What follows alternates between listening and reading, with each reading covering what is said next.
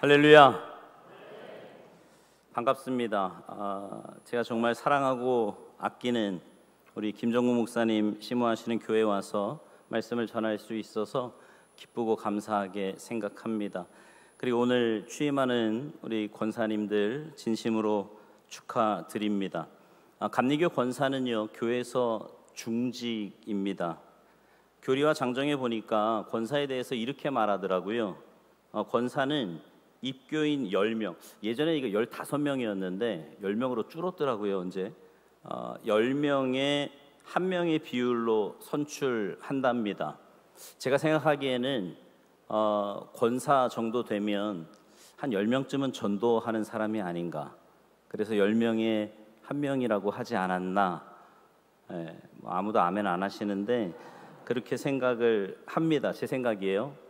그리고 장정에 보니까 기도회를 인도하고 다른 이에게 신앙적으로 권면할 능력이 있는 이라고 말을 합니다. 교회들마다 기도의 분위기가 있어요. 그 교회가 이렇게 뜨겁게 기도하는지 아닌지 이렇게 보면 알 수 있는데 그 기도회의 분위기를 주도하는 분들이 누구냐? 제가 볼 땐 권사님들이더라고요. 그러니 정말 중요한 직분이지요. 이런 중직을 맡은 권사님들에게 가장 중요한 게 뭘까? 제가 말씀 부탁을 받고 고민을 하다가 그런 생각이 들었어요. 권사님들에게, 특별히 처음 신천 취임하는 우리 권사님들에게 가장 중요한 게 뭘까? 아무리 생각해봐도 저는 믿음인 것 같더라고요. 여러분, 우리가 무엇으로 구원을 받습니까? 믿음으로 구원을 받지요. 구원받은 이후에 우리가 뭐로 살아야 되나요? 믿음으로 살아야 합니다. 맡겨주신 직분도 무엇으로 감당해야 되죠? 믿음으로 감당해야 합니다. 그래서 믿음이 중요한 거지요. 근데 오늘 본문에 보니까요, 이렇게 말씀합니다. 영접하는 자, 곧 그 이름을 믿는 자들에게는 무슨 말이에요? 믿음이 뭐래요? 영접하는 것이랍니다. 우리 한번 따라서 하실까요? 믿음은 영접하는 것이다. 기독교 신앙의 가장 중요한 것 중에 하나가 구원의 확신, 믿음의 확신입니다. 그런데 놀라운 것은 구원의 확신을 가졌던 사람이 그 구원의 확신이 가짜라서 하나님 앞에 갔을 때 아니라고 하는 게 성경에 너무 많이 나와요. 마태복음에만 7번이 나옵니다. 우리가 잘 아는 마태복음 7장, 하나님 앞에 갔는데, 그래서 하나님 앞에서 주님, 제가 주님의 이름으로 귀신도 쫓아내고 선지자 노릇도 하고 병도 고쳤습니다, 이렇게 이야기했는데 주님이 뭐라고 말씀하시냐면 나는 너를 모른다, 이렇게 말씀하세요. 자, 여러분 한번 생각해 봅시다. 그 사람이 이 땅에 살면서 구원의 확신이 있었을까요? 없었을까요? 한번 생각해 보고 대답해 보세요. 네. 아까 담임 목사님이 분명히 우리 교인들은 아멘도 너무 잘하고 뭐 방구만 껴도 아멘 한다고 막 이렇게 얘기하셨는데, 아멘 잘 안 하시는 것 같은데, 여러분 생각해 보세요. 어떠세요? 주님 앞에 와서 이렇게 얘기했던 사람이 구원의 확신이 있었을까요? 없었을까요?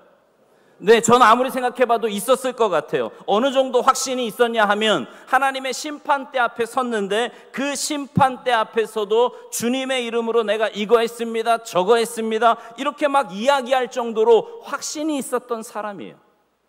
그런데 주님이 뭐라고 말씀하세요? 모른대요.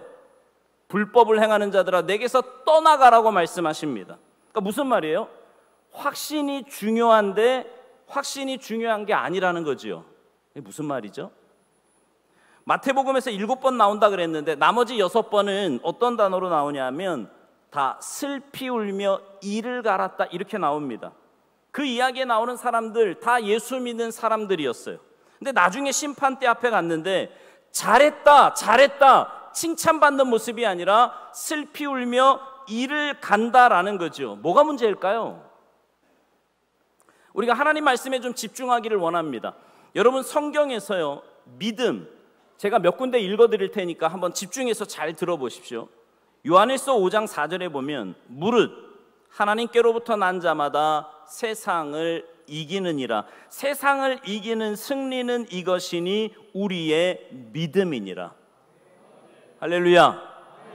그러니까 믿음이 뭐래요? 세상을 이기는 능력이랍니다. 베드로전서 1장 9절, 믿음의 결국 곧 영혼의 구원을 받음이라. 무슨 말이에요? 믿음의 결국, 그 끝이 뭐라는 거예요? 믿음의 끝은 영혼의 구원을 받는 것이라고 말하는 겁니다. 창세기 15장 6절에 보니까 아브라함이 여호와를 믿으니 여호와께서 이를 그의 의로 여기시고, 그러니까 사람이요 하나님 앞에 의롭다 여김을 받는 것은 뭐로 받는 거래요? 믿음으로 받는 거라고 말씀합니다. 한 곳만 더 읽어볼까요? 이건 우리가 좀 같이 읽어봤으면 좋겠는데, 로마서 15장 13절입니다. 제가 부탁을 했어요. 자, 앞에 성경을 보시고 스크린 보시고 같이 읽습니다. 시작.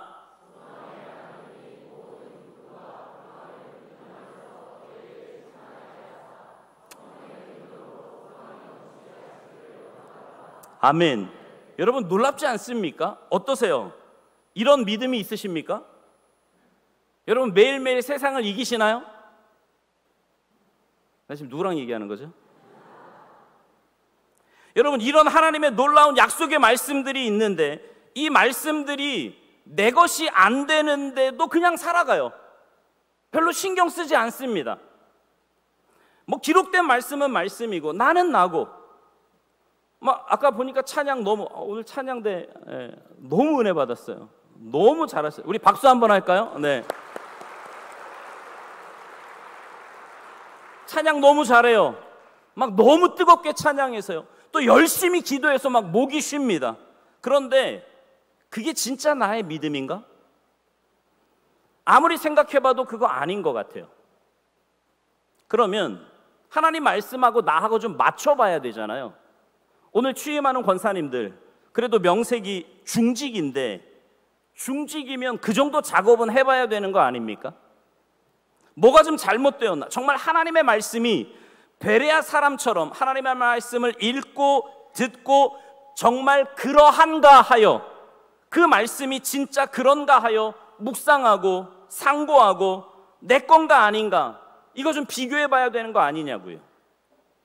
그런데 여러분 여기서 우리가 짚고 넘어가야 할 중요한 사실이 하나 있는데, 좀 전에 말씀드린 그 믿음은 내가 만들어내는 것이 아니라 하나님의 전적인 은혜라고 하는 사실입니다. 하나님의 전적인 은혜고 선물이에요. 믿음은 말이죠. 여러분 아까 설교 시작하면서 믿음은 뭐라 그랬어요? 벌써 다 까먹으셨습니까? 믿음은 영접하는 것이다. 아까 다 따라서 하셨잖아요.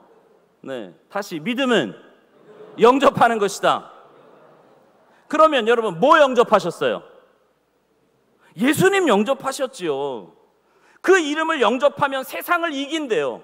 그 이름을 영접하면 모든 기쁨이 있답니다. 그 이름을 영접하면 소망이 넘친대요. 그런데 믿음 있으십니까? 그러면 아멘 해요. 제가 물어볼까요? 여러분 믿음 있으세요? 코 봐요. 아멘 크게 하잖아요. 영접하셨습니까? 그래요. 그런데요, 세상을 이기십니까?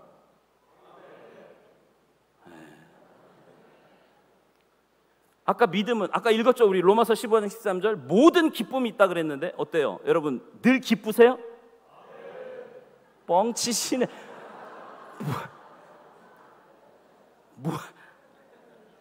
여러분 여기서는요 막 아멘 할렐루야 기쁩니다 이러는데, 직장에 가면 그놈이 있잖아요. 집에만 가도 있는 사람도 있잖아요. 없으세요?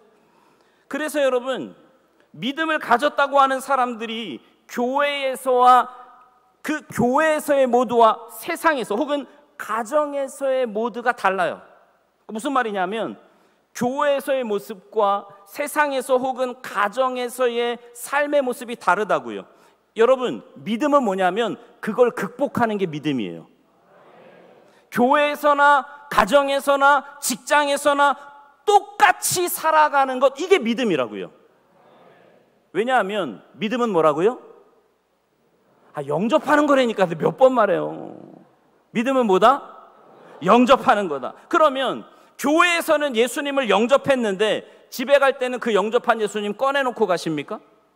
아니잖아요. 예수님이 영접되어 있다면 어떻게 집에선 그렇게 다를 수가 있냐고요.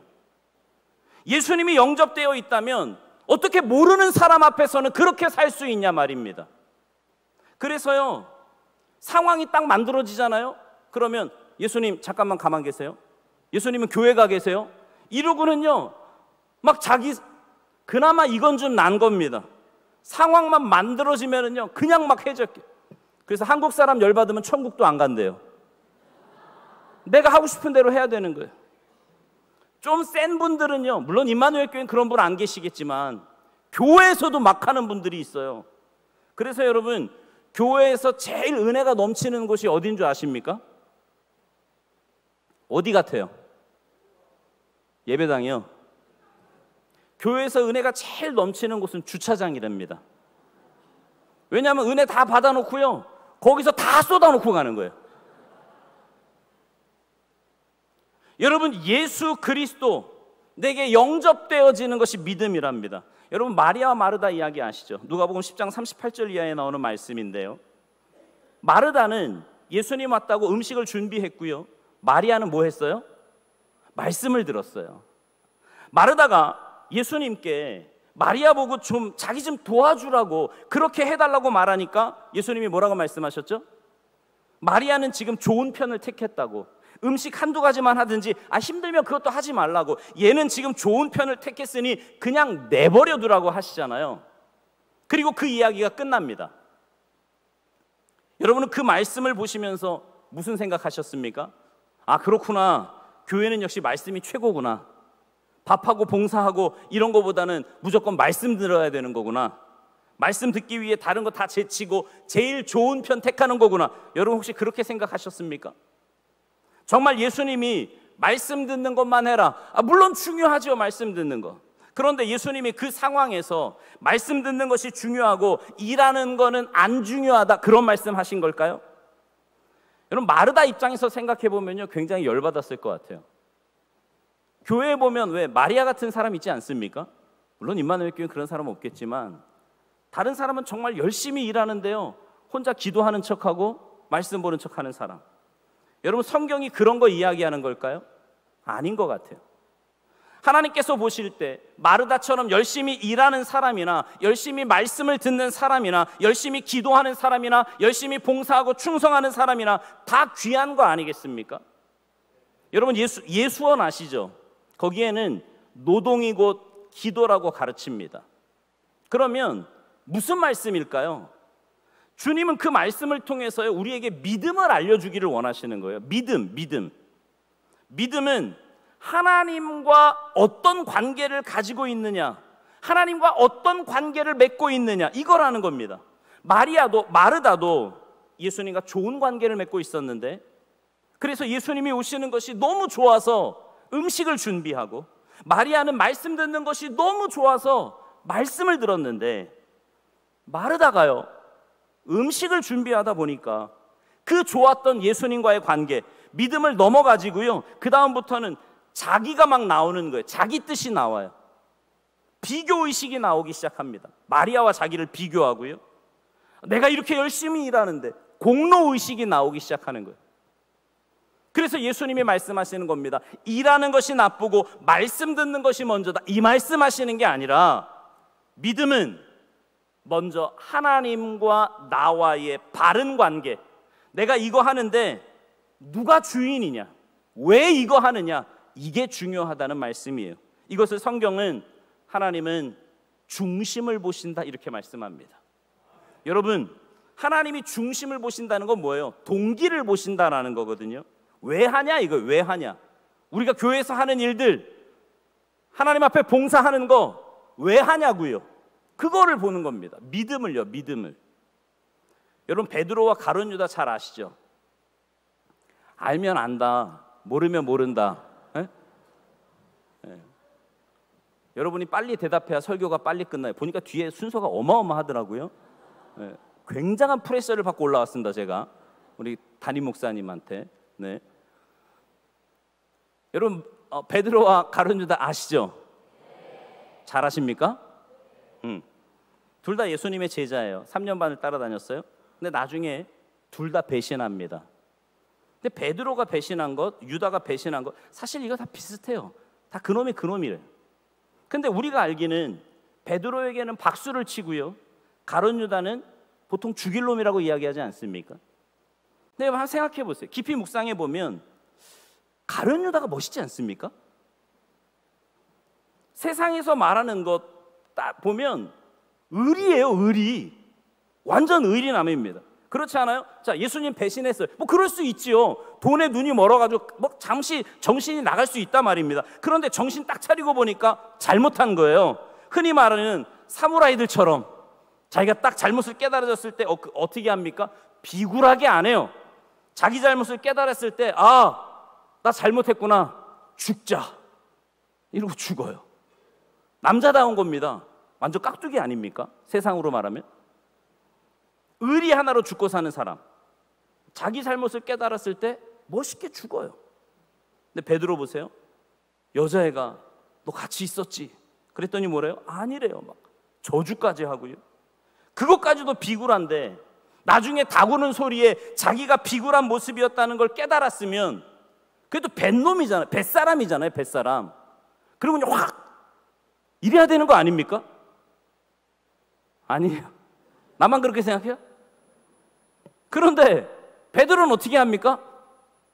울어요. 엉엉. 뱃사람이 자기 잘못을 깨달으니까요, 그것 때문에 막 우는 거예요. 이상하죠?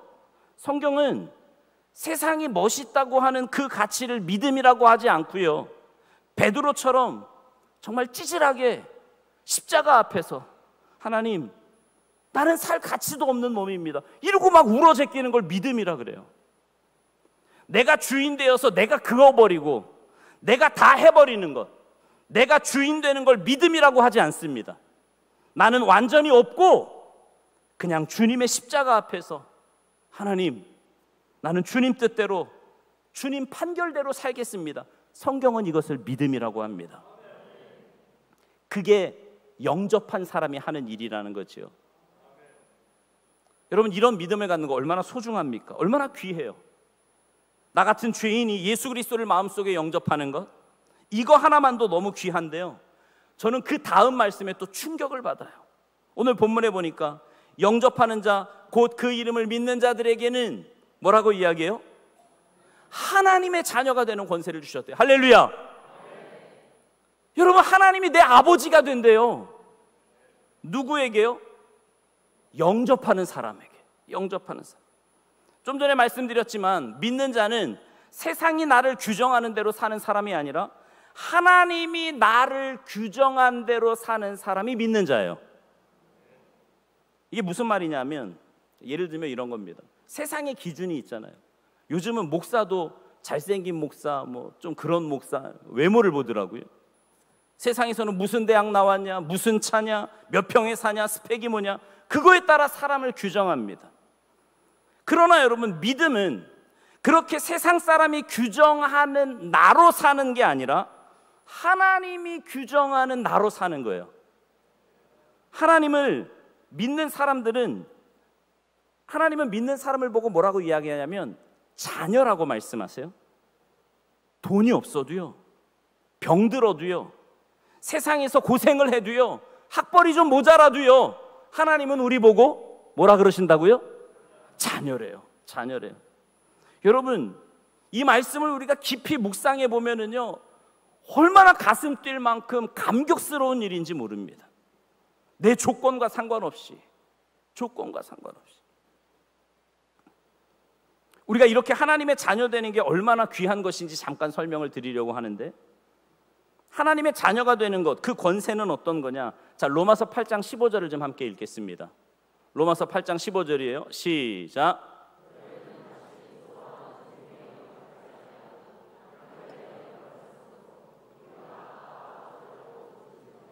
아멘. 한 군데 더 볼게요. 갈라디아서 4장 6절. 시작.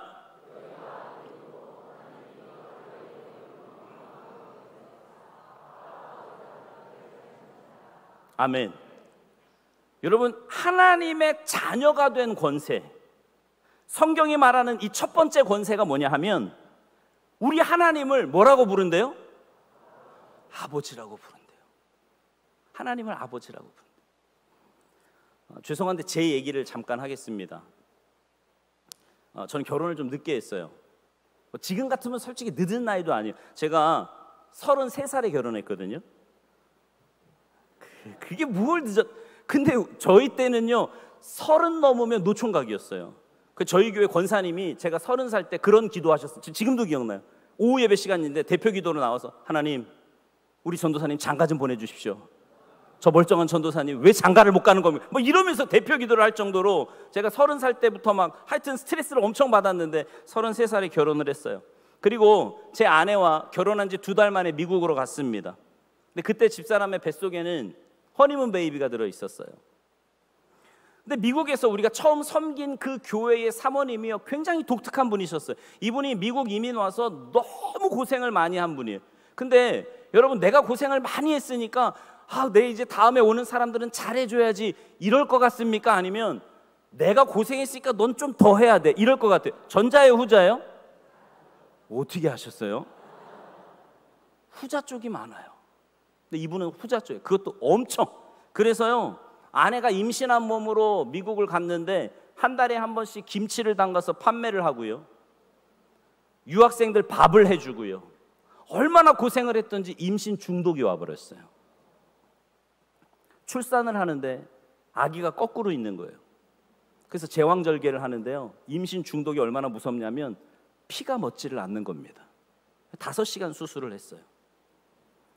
근데 그때 제 마음이 얼마나 힘들었냐면 25살이었거든요.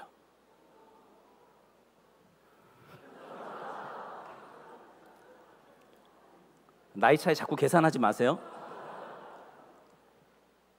근데 무슨 생각이 드냐면 저 어린 사람을 데려와서 내가 지금 여기서 뭐 하는 거지? 수술실 앞에서 기도를 하는데요 이제 5시간 동안 수술을 하는데 딴 기도가 안 나와요. 마음이 얼마나 힘든지. 그냥 아버지, 아버지, 아버지. 아무 기도도 안, 그냥 아버지, 하나님을 부르는 거예요. 감사하게도 피도 먹고 산모도 건강하고, 지금 제 아들이 감신대 4학년이거든요 올해. 네, 얼마나 건강하게 사역도 잘하고 있어요. 물론 덕분에 이제 둘째는 안 생기더라고요. 한국에 들어와서 검사해 보니까 자궁이 쫄아 붙어가지고요 그냥 붙어 있는 것만 해도 감사하래요. 그래도 괜찮아요. 감사해요. 여러분 이게 권세예요. 아버지의 이름을 부를 수 있는 권세. 아무것도 할 수 없고 너무 힘든 시간이지만 그러나 하나님을 아버지라고 부를 수 있는 권세. 하나님이 우리를 자녀 삼아 주셨답니다. 그러니까 여러분 힘들어도, 요즘 사는 거 얼마나 힘들어요. 근데 힘들 때마다 여러분 다른 데 가서 방황하지 마시고요 하나님을 부르시기 바랍니다. 아버지. 우리 한번 해볼까요? 아버지. 하나님 아버지. 여러분의 주인이 정말 주님이시라면 오늘부터 어떤 상황에서도 그 하나님을 아버지라고 부르며 사시기를 주님의 이름으로 축복합니다. 하나만 더 이야기하겠어요. 예수님을 영접한 우리가 하나님의 자녀라 그랬는데 그런 자녀들에게, 하나님의 자녀들에게 나타나는 특징이 하나 있습니다. 그건 뭐냐면 변화예요. 뭐라고요? 변질이 아니라 변화입니다. 그런데 그 변화는 사도행전에 보니까 어떤 변화가 일어나냐 하면 마음과 말의 변화예요. 무슨 변화요? 말이 변한다는 건 뭐냐면 마음이 변했다는 증거입니다. 저희 교회에서도 그걸 굉장히 많이 강조하는데 마음이랑 말이랑 연결되어 있거든요. 여러분 혹시 모퉁이돌 선교회라고 들어보셨습니까? 네, 북한 선교하는 단체인데요. 그 모퉁이돌 선교회 김유한 목사님 간증 하나 제가 소개하고 오늘 말씀 마치겠습니다. 이 김유한 목사님이 어떤 간증을 하셨냐면 그분이 미국에 가서요 낚시를 했답니다. 미국에 가서 사셨거나 혹은 아시는 분은 아시겠지만 미국에는요 다 커요. 제가 처음 미국에서 한 6년 정도 있다 왔는데 제가 처음 미국에 갔을 때요 파를 보고 깜짝 놀랐어요. 알로에인 줄 알았어요. 얼마나 파가 큰지. 여러분 혹시 제 얼굴만한 전복 보신 적 있습니까? 전복이 정말 그만해요. 광어를 한 마리 잡으면은요 광어가 제 등판만 합니다. 여러분 그런 거 혹시 아세요? 먹다 회로 예? 회로 먹다 질려가지고 매운탕에 그냥 넣어버려 뭐 이러는 거. 그만큼 어마어마하게 커요. 근데 이 김요한 목사님이 낚시를 하는데 이제 큰 물고기를 잡아야 되니까요, 이게 바늘, 찌를 큰 걸로 해야 되잖아요. 그래서 이제 미끼를 걸고요, 낚시를 이렇게 돌리는데 갑자기 뒤에서 하더래요. 보니까 백인 남자 하나가요, 그 바늘에 팍 걸린 거예요. 그리고는 이 코 이쪽이 찢어져가지고 피를 막 철철 흘리면서 쓰러진 겁니다. 여러분 한번 상상해 보세요. 혹시 낚싯바늘에 걸려본 적 있으세요? 얼마나 아플까요? 그런데 이 선교사님이 너무 미안하니까 가서 정말 미안하다고, 내 당신 오는 거 못 봤다고 이러고 사과를 했답니다. 그랬더니 이 백인 하는 말 좀 들어보세요. 아니라고, 내가 지나가야 할 자리가 아닌데 지나갔다고, 너 낚시하는 거 바다에서 미안하다고. 전혀 신경 쓰지, 코 막 피 철철 흘리면서 미안하다고 막 이러는 거예요. 나중에 알고 보니까요, 이분이 교회 권사예요. 이 백인이. 이 선교사님이요, 충격을 받습니다. 그래서 집에 가서요, 문 딱 걸어 잠그고 사모님에게 아무 말도 안 하고요, 3일 동안 그 서재에 들어가서 금식하며 기도했답니다. 하나님, 저는 목사고 선교사인데 저렇게 못 살았어요. 그냥 내가 하고 싶은 말 다 했고요, 내 기분대로 살았습니다. 그런데 하나님, 저 사람은 도대체 어떤 마음을 가졌길래, 어떤 믿음을 가졌길래 저렇게 자기가 피가 철철 나고 낚싯대에 걸렸는데도 내 마음 상할까 봐 도리어 미안하다고 그러고, 하나님, 저 사람이 믿는 하나님은 뭐고 나는 도대체 뭡니까? 이러고는요, 3일 동안 문 걸어 잠그고 금식 기도한 거예요. 여러분, 선교사를요 3일 동안 가다 놓고 금식하며 기도하게 한 게 기도원이 아니었어요. 그냥 한 크리스천의 선한 마음과 말이었습니다. 여러분, 영향력이라는 게 바로 이런 거 아니겠습니까? 구석구석에서 한 사람 한 사람이 내 마음과 말이 변화되어 이런 영향력을 주는 것, 이것이 바로 하나님이 원하시는 믿는 자의 모습이고, 그런 사람들이 건설하는 나라가 하나님의 나라인 줄 믿습니다. 하나님 아버지를 섬기는 우리 모두가 이 믿음으로 살아갈 때 우리의 인생 살면서 때로 힘들고 지칠 때도 있지만 하나님께서 우리의 삶에 가장 좋은 것으로, 왜요? 자녀니까 하나님을 아버지로 부르는 우리 모두를 가장 선하고 복된 길로 인도하실 줄 믿습니다. 이런 놀라운 은혜가 오늘 취임하시는 우리 권사님들과 또 이 자리에 함께 예배드리는 우리 성도님들 모두에게 풍성하게 임하시기를 주님의 이름으로 축원합니다. 기도하겠습니다. 하나님, 감사합니다. 하나님의 자녀로 산다는 것, 믿음을 가지고 산다는 것이 얼마나 복되고 아름다운 일인지 말씀을 통해서 깨닫게 하시니 감사를 드립니다. 특별히 오늘 권사로 취임하는 우리 21분의 권사님들에게 이런 믿음 허락하여 주시옵소서. 그래서 어떤 상황에서도 하나님을 아버지라고 부르며 주님을 내 인생의 주인으로 모시고 그분의 인도하심 따라 온전히 순종하고 변화되어서 저들이 가는 곳마다 하나님 살아계심이 증거되게 하시고 하나님이 영광 받으시는 놀라운 역사 나타나도록 주님의 도구로만 사용하여 주시옵소서. 감사드리며 예수님의 이름으로 축복하며 기도하옵나이다. 아멘.